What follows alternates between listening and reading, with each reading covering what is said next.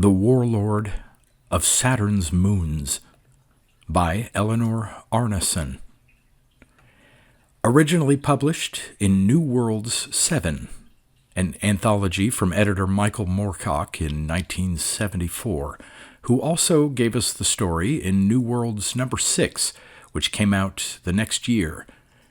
A theme of anthologies continues for a while, next in The New Women of Wonder, edited by Pamela Sargent in 1978, followed in 1993 by the Norton Book of Science Fiction, North American Science Fiction, 1960 through 1990, and Women of Wonder, the Classic Years, Science Fiction by Women from the 1940s to the 1970s, which was released in 1999.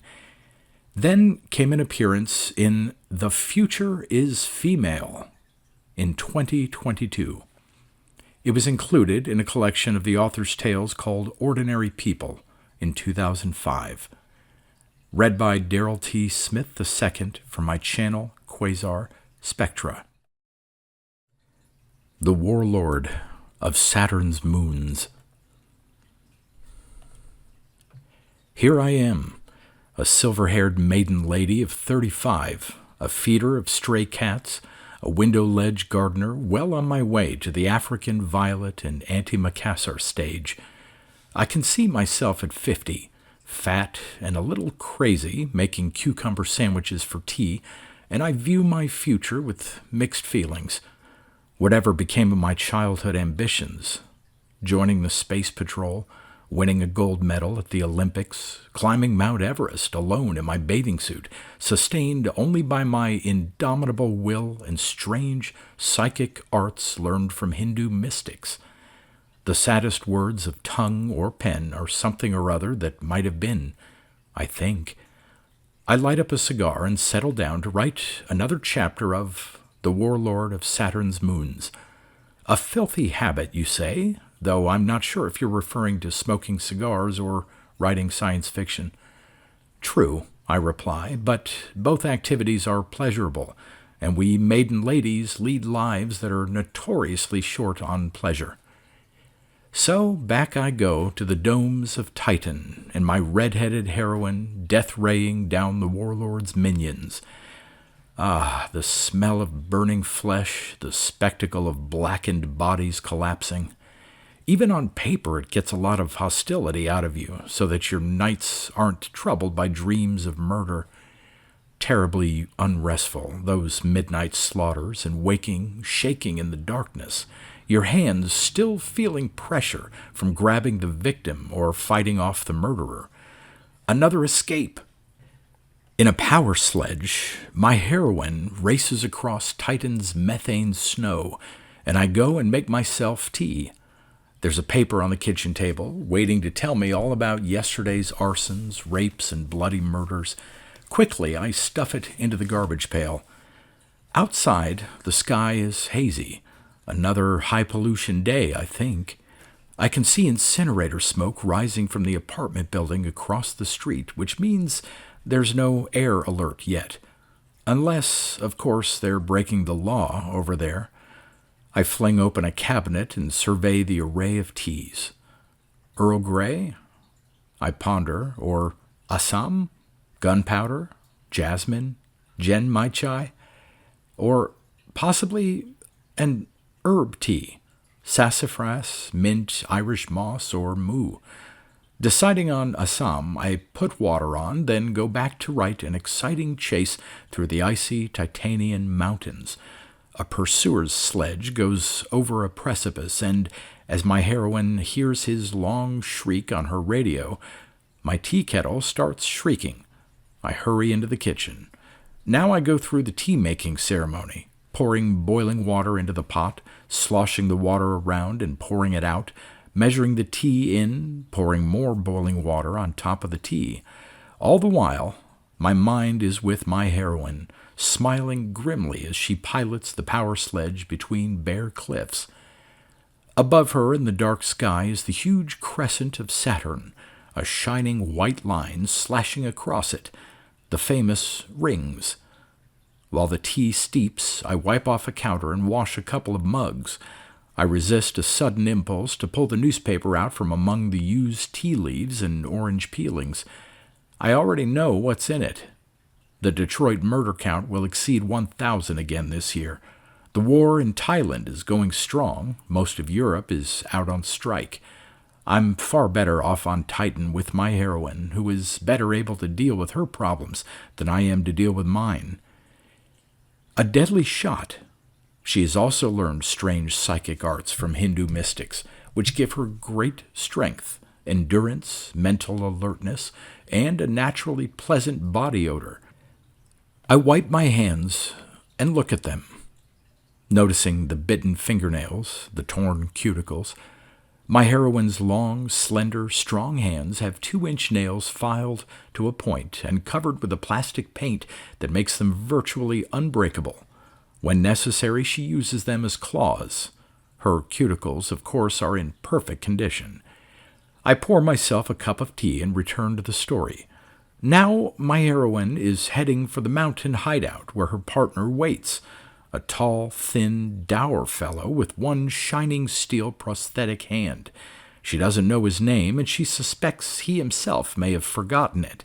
He insists on being called 409, his number on the prison asteroid from which he has escaped. She drives as quickly as she dares, thinking of his long face, burned almost black by years of strong radiation on Mars and in space, so the white webbing of scars on its right side shows up clearly. His eyes are gray, so pale they seem almost colorless. As I write about 409, I find myself stirred by the same passion that stirs my heroine. I begin to feel uneasy, so I stop and drink some tea. I can see I'm going to have trouble with 409. It's never wise to get too involved with one's characters. Besides, I'm not his type. I imagine the way he'd look at me, indifference evident on his dark, scarred face. I could, of course, kill him off. My heroine would then spend the rest of the story avenging him, though she'd never get to the real murderer, me. But this solution, while popular among writers, is unfair. I go into the kitchen, extract a carrot from a bunch in the icebox, clean it, and eat it. After that, I write the heroine's reunion with 409. Neither of them is demonstrative. They greet each other with apparent indifference and retire to bed. I skip the next scene. How can I watch that red-headed hussy in bed with the man I'm beginning to love? I continue the story at the moment when their alarm bell rings, and they awake to find the warlord's rocket planes have landed all around their hideout.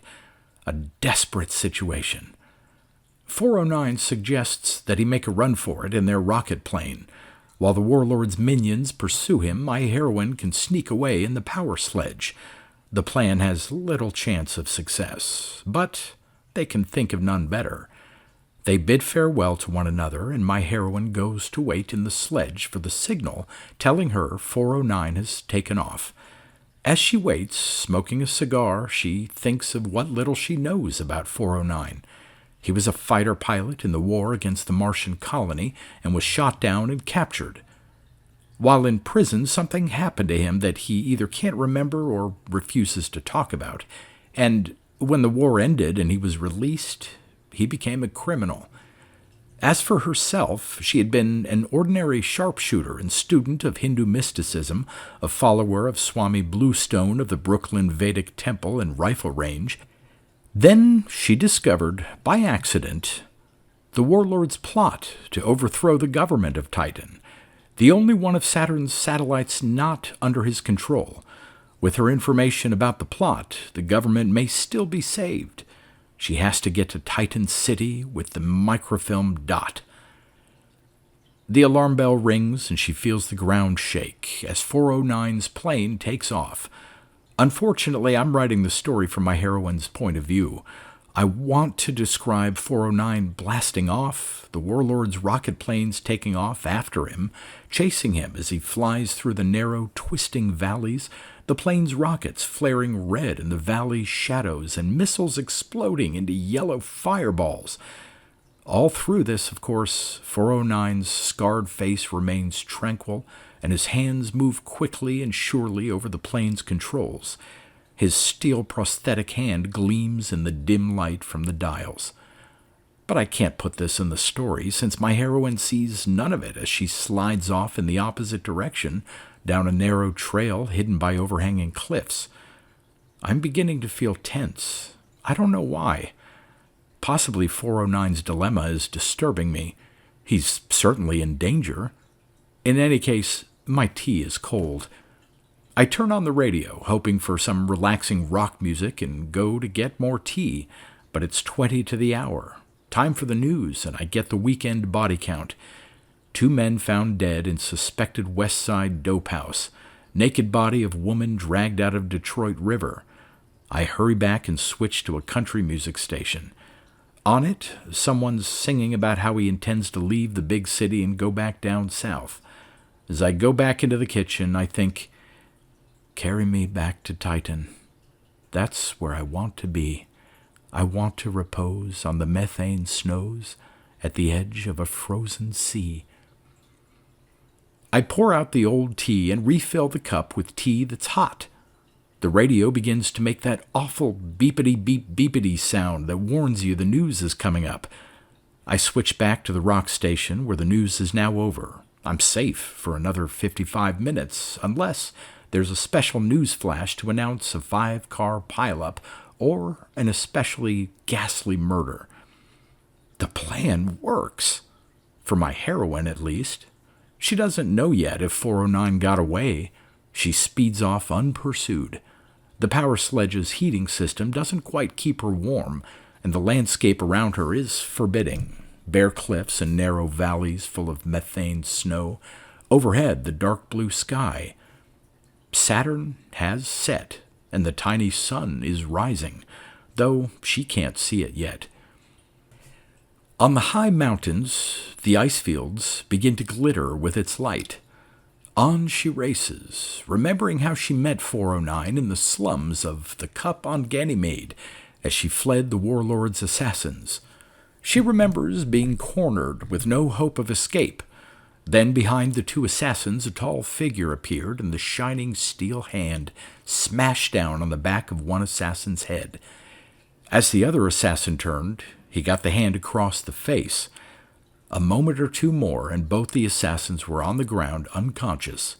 Then she saw 409's twisted grin for the first time, and his colorless eyes appraising her. There I go, I think, getting all heated up over 409.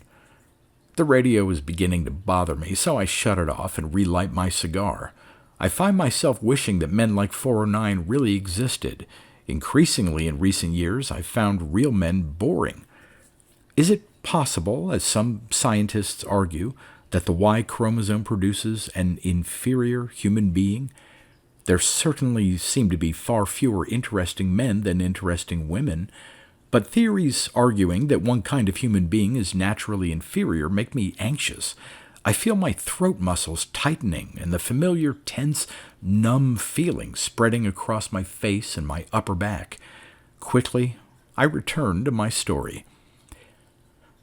Now out on the snowy plain, my heroine can see the transparent domes of Titan City ahead of her, shining in the pale sunlight. Inside the domes, the famous pastel towers rise, their windows reflecting the sun. Her power sledge speeds down the road through the drifts that half cover it. Snow sprays up on either side of the sledge, so my heroine has trouble seeing to the left and right. As a result, it's some time before she sees the power sledges coming up behind her on the right. At the same moment that she looks over and sees them, their sleek silver bodies shining in the sunlight and snow sprays shooting up around them, her radio begins to go beep, beep, beep. She flicks it on. The voice of Janos Black, the Warlord's chief agent on Titan, harsh and slurred by a thick Martian accent, tells her the bad news. 409's plane has been shot down. He ejected before it crashed. Even now, the Warlord's men are going after the ejection capsule, which is high on a cliff. wedged between a rock spire and the cliff wall. Janos offers her a trade, 409 for the microdot. But Janos may well be lying. 409 may have gotten away or else been blown up. She feels a sudden constriction of her throat at the thought of 409 dead. She flicks off the radio and pushes the power sledge up to top speed. She realizes as she does so that 409 is unlikely to fare well if Janos gets a hold of him.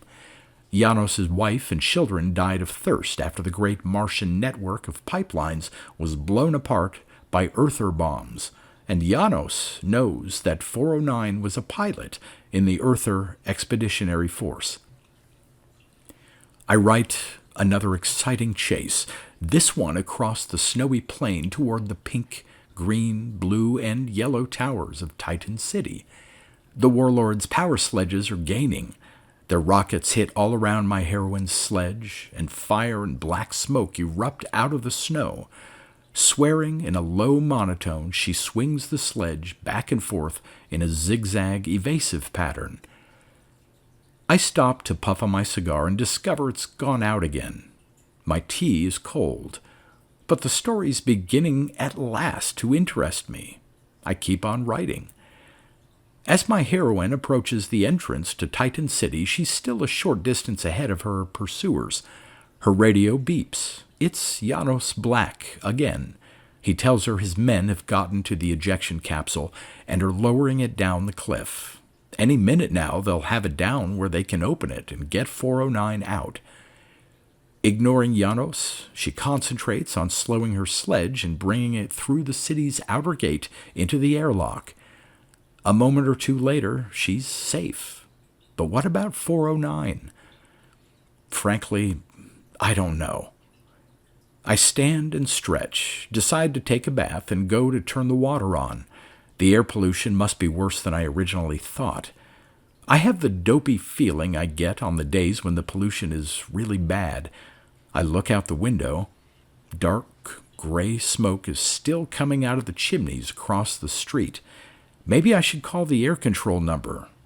Dial AIRCARE. And complain. But it takes a peculiar kind of person to keep on being public-spirited after it becomes obvious it's futile. I decide to put off calling air control and water my plants instead. Every bit of oxygen helps, I think. I check the bathtub. It's not yet half full, and go back to writing. After a couple of transitional paragraphs, my heroine finds herself in the antechamber to the Titan Council's meeting room. There is a man there, standing with his back to her.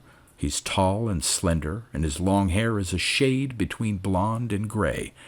He turns, and she recognizes the pale, delicate-looking face.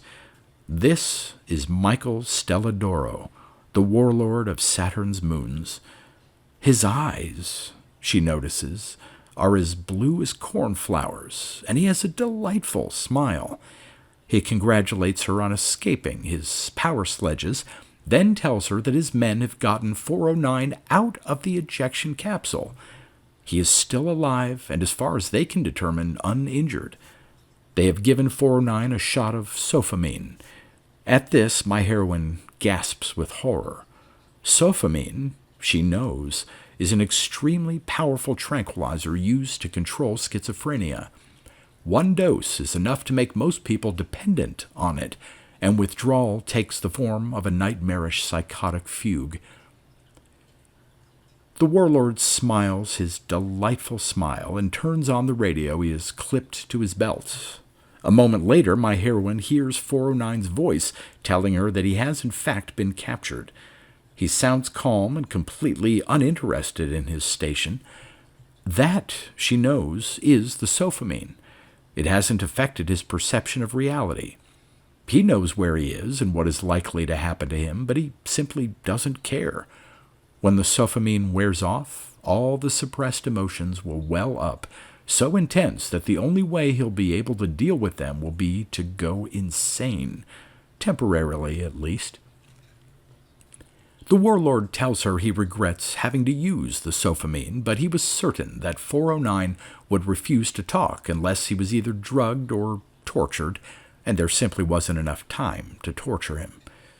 "You fiend!" my heroine cries. The warlord smiles again, as delightfully as before, and says if she gives the microdot to the Titan Council, he will turn 409 over to Janos Black, who will attempt to avenge on him all the atrocities committed by the Earthers on Mars. What can she do? As she wonders, the door to the meeting room opens and she is asked to come in. For a moment she thinks of asking the Titanians to arrest the warlord.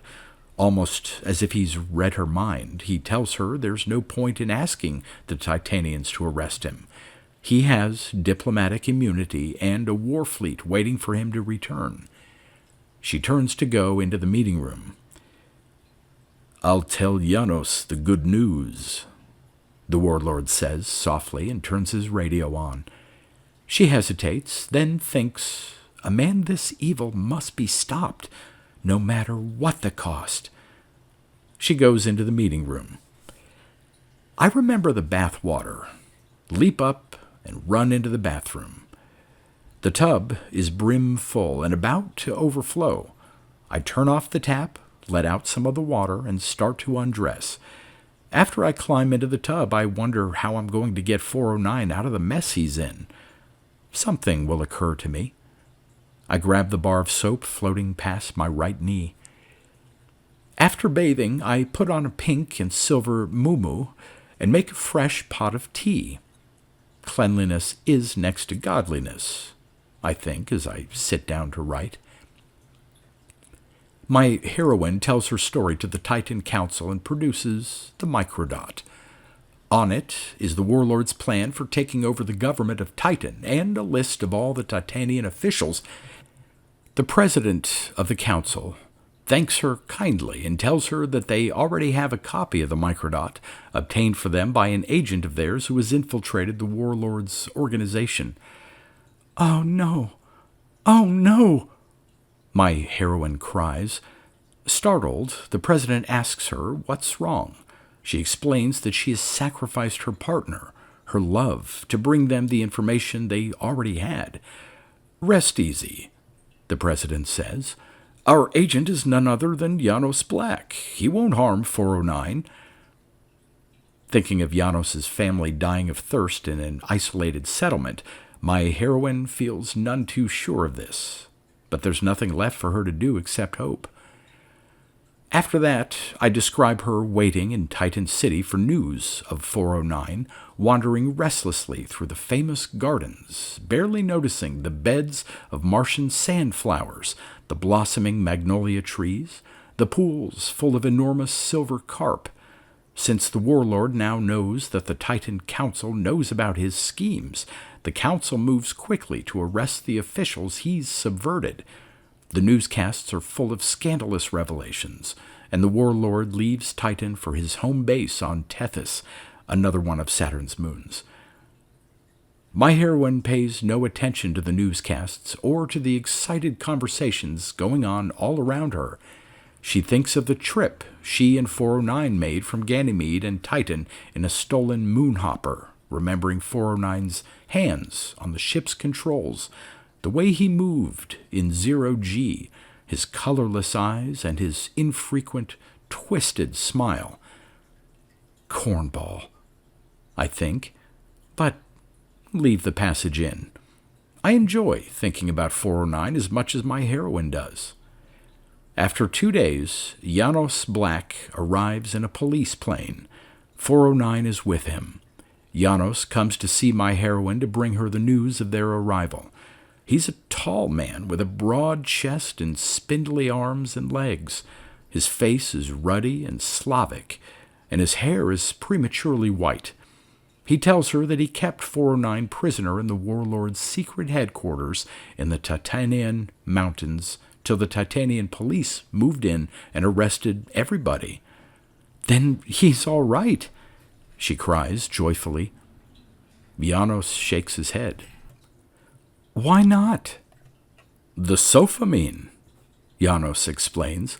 When it wore off, he got hit with the full force of all his repressed feelings, especially, I think, the feelings he had about the war on Mars. Think of all that anger and terror and horror and guilt flooding into his conscious mind. He tried to kill himself. We stopped him, and he almost killed a couple of us in the process. By we, I mean myself and the Warlord's men. This happened before the police moved in. We had to give him another shot of sofamine. He's still full of the stuff. From what I've heard, the doctors want to keep giving it to him. They think the first shot of sofamine he got destroyed his old system of dealing with his more dangerous emotions, which are now overwhelming him. The doctors say on sofamine he can function more or less normally. Off it, they think he'll be permanently insane. "You planned this," she cries.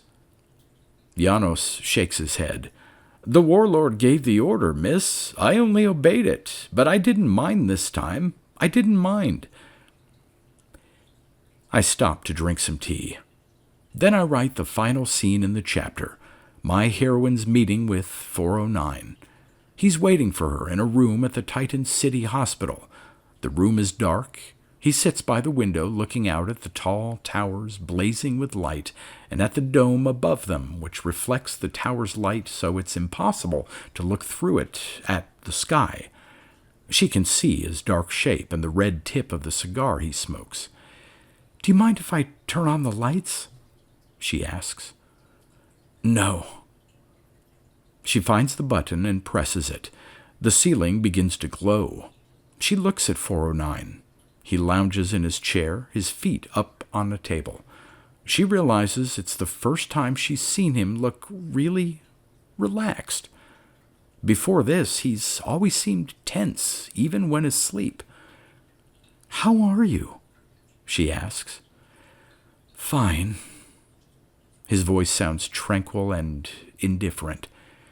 She can't think of anything to say. He looks at her, his dark, scarred face expressionless.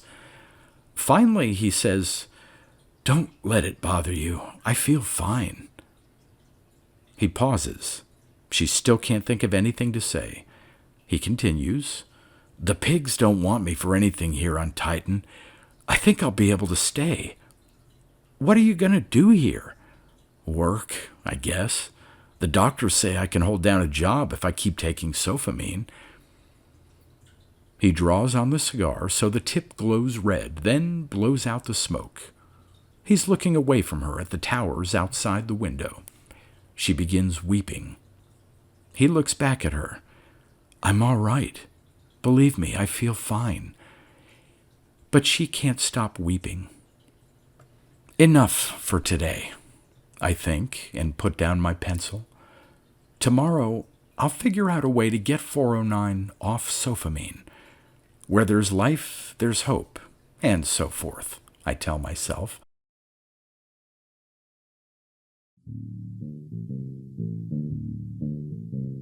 You've been listening to pre-1990s speculative fiction readings with a highlight on science fiction by Darrell T. Smith II.